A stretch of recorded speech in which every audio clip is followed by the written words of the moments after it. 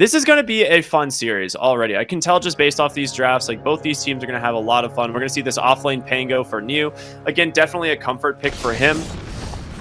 As we're going to see a good Earthspike bottom into a dead shot to Q. They want to give this kill to Setsu, and he will get it with that Sleight of Fist, and that is probably best case scenario. First blood for your Ember Spirit. He still gets his bounty runes. I love how Lion and Wyvern have just been beating each other the whole game. Just right-click each other constantly, and Ollie will get that rune. Goes for the Cold Embrace. This Wyvern might be dead if he decides to commit the Blood Grenade, and yeah, he absolutely will. Very nicely done. That's just a good solo kill, baby.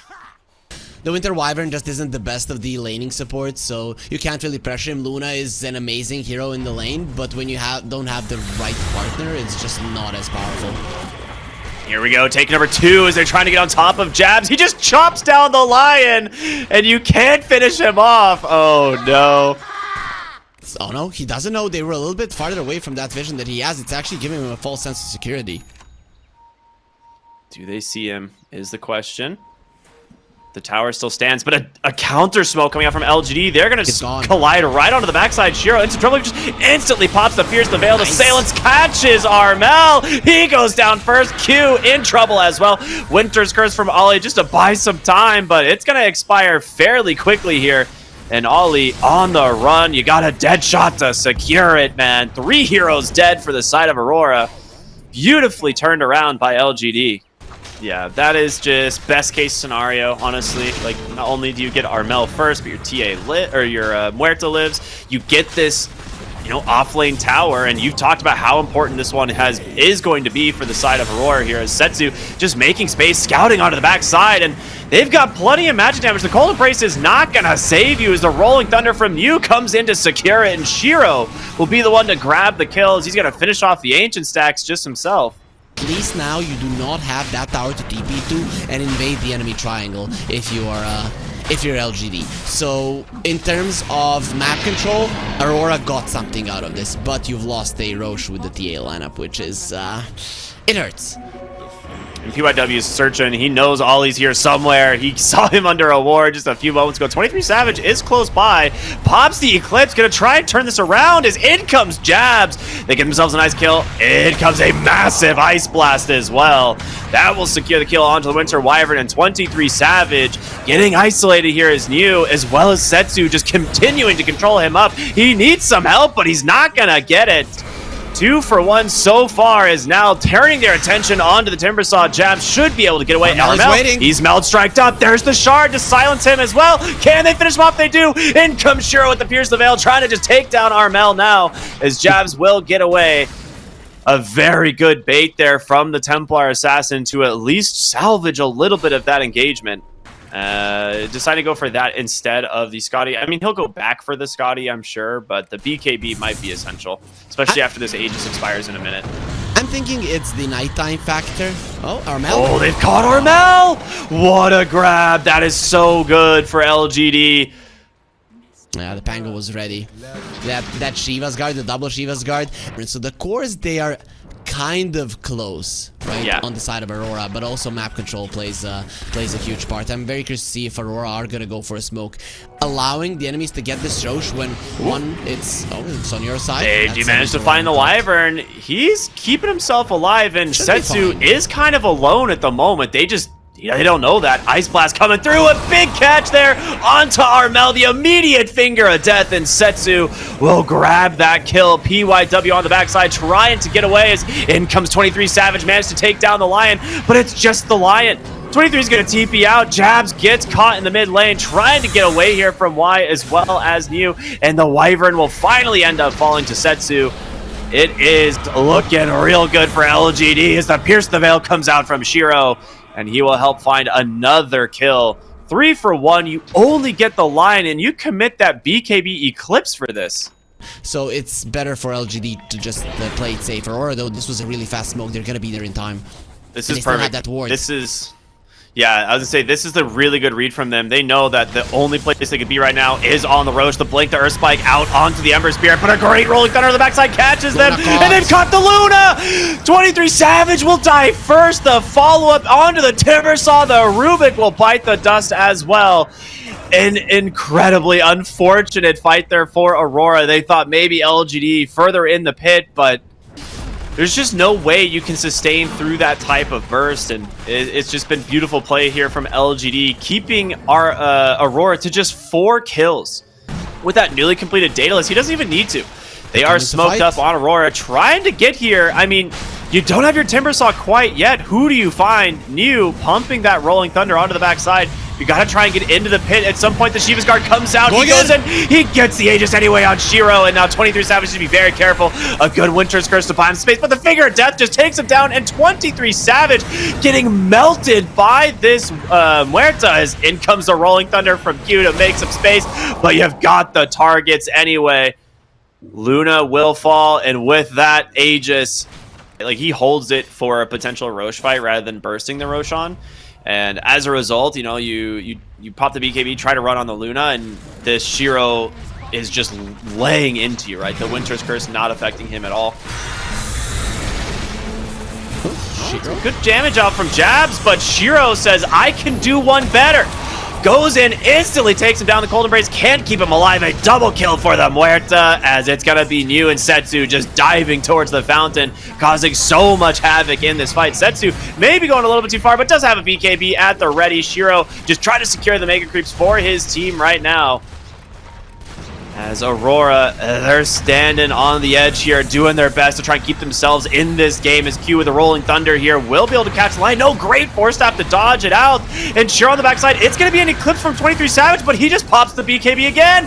And in comes Shiro. He's just doing way too much damage. Armel trying to hobble back to the base, but the Shivas clips him, and there it is. The GG comes out, and game 1 will go the way of LGD. There's this unwritten rule in Dota right now. You don't GG until the last possible moment, and everybody seems to just be enjoying getting smacked there. What your core needs to do, what your offlaner needs to do, is push the enemies into the tower, right? If he manages to do that, the next creep wave will be meeting close to your tower. So that's kind of the idea, the perfect scenario. People have obviously got it better, so then they pull your wave behind their tower and you just deny both of them. But Q? Okay. From downtown, Shiro, he's warmed up, baby, on this Muerta.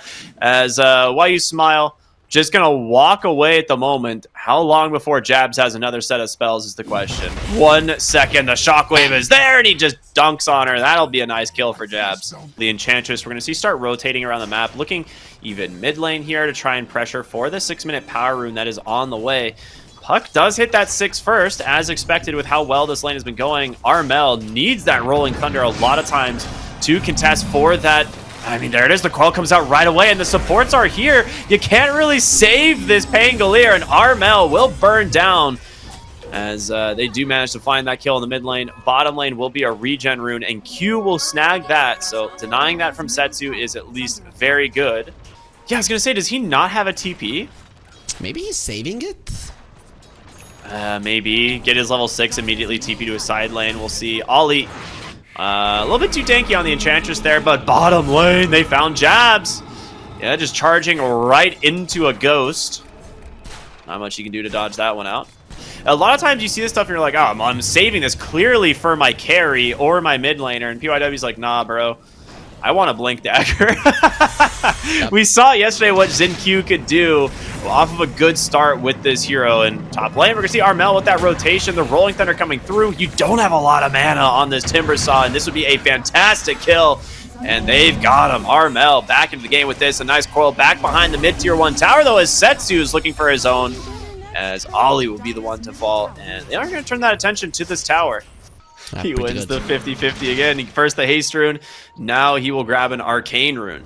So LGD, this is the second time they've brought their supports to the mid lane. It has not worked out for them on these rune trades, but the coil does drop. They're gonna throw it. The silence is there as well. Q with a nice bushwhack, but can they get Armel out? They can't. He just dies. Never gets the Rolling Thunder off.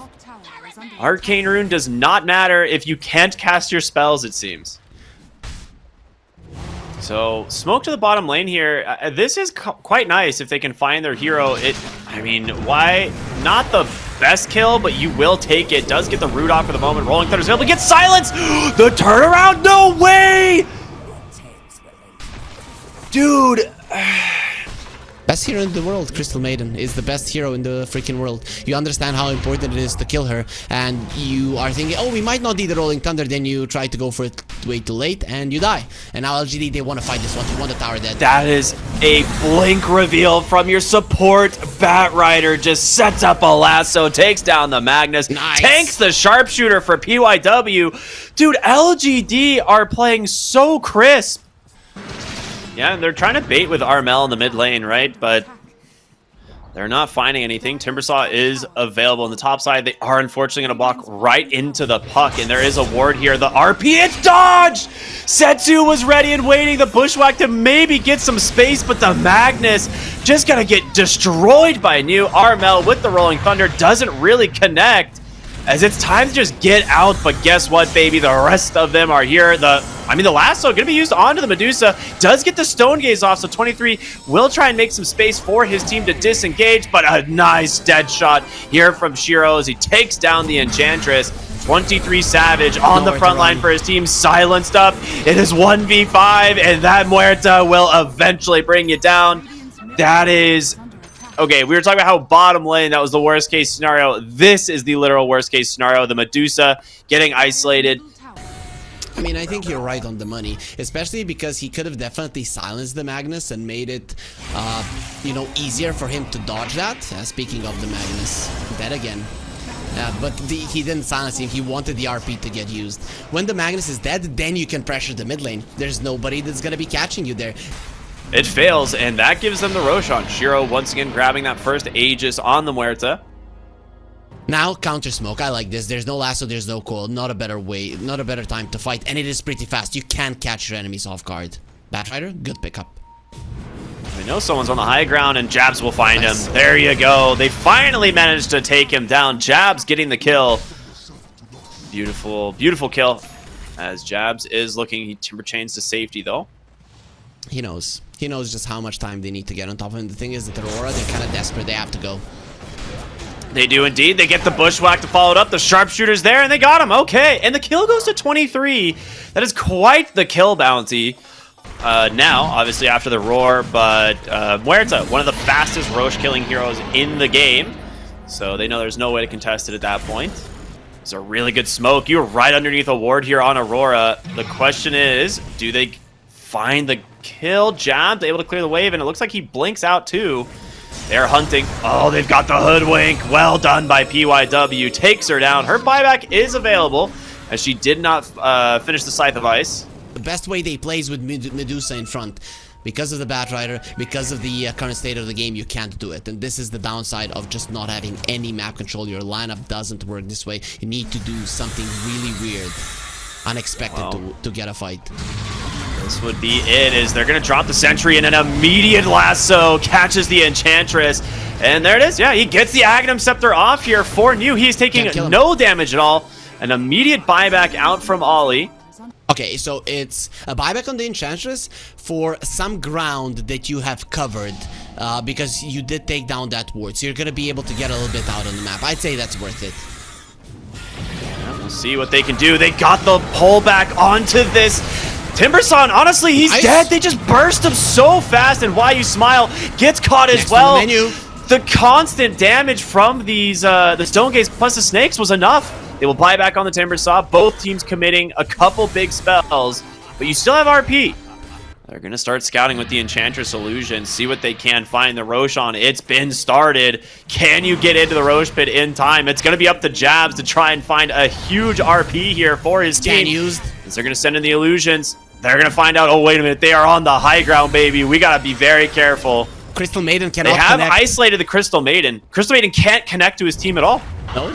23 Savage in the mid lane. The RP, it manages to catch the Muerta, but she's under the cover. Pierce the Veil. They managed to get the Batrider on the backside, and he is falling low. He's dead, but the Medusa is gone. Shiro just destroys him. Armel will fall next. Oh man, you cannot go 1v1 against this Muerta. It will not pay off well for you. And just go and shove out the waves. Prepare for a high ground defense. Without the stone gaze, you just cannot fight. It was made so clear here. This was so close to being a pickoff onto the most important hero here, right? Getting Shiro would have been absolutely massive, but just look at the damage. This is actually just all puck. Yeah, it was 100% puck. He soloed 20. He just coils him and he dies. Yep. Wow. That's how it goes, and now he's level 25, so good luck with even with the BKB. It's not gonna help. All right, and just off of that, they get the lasso kill there onto Jabz. He does have buyback at least, but you have no Medusa. And we are seeing just how scary this puck is already. There's the coil, and that is just a freebie. There is no escaping that. A pig is killing you. A literal pig is killing you because you're coiled. They will buy back onto the hoodwink again. Jabz, 35 seconds without your Magnus. He's got it available, but yeah. Axe on PYW. He is hunting. He got the axe from the Roche. Oh man, if he gets his target, it's huge. He gets both of the supports and the coil. Oh my goodness, a great RP will find the Muerta as well as the Timbersaw, but they're still just standing their ground. The Pierce the Veil keeping her alive, as you can't do any damage to this Timbersaw. He just tanks through it all, and 23 Savage forced to run away. There is too much coming out from the side of LGD as you have committed basically everything. They will skewer her under the tier 4 towers. There's the coil once again, and look at the damage from Setsu. A double kill for him. He will buy back now on the Pango. You've lost the life of Shiro, but does it even matter? The Aegis will give him right back into this game. Yeah, you are too far behind, and again, the damage output that comes from these LG cores is just far eclipsing whatever this Medusa can do. And at 36,000 gold behind, they were keeping this close for so dang long. And honestly, it's just that Roche fight, right? You can't afford to give that last Roche up to LGD, and it just doesn't quite pay off for them. They're gonna go in here. A coil comes out, just trapping the Pango, and he's gone, man. Oh my goodness. Setsu has his number.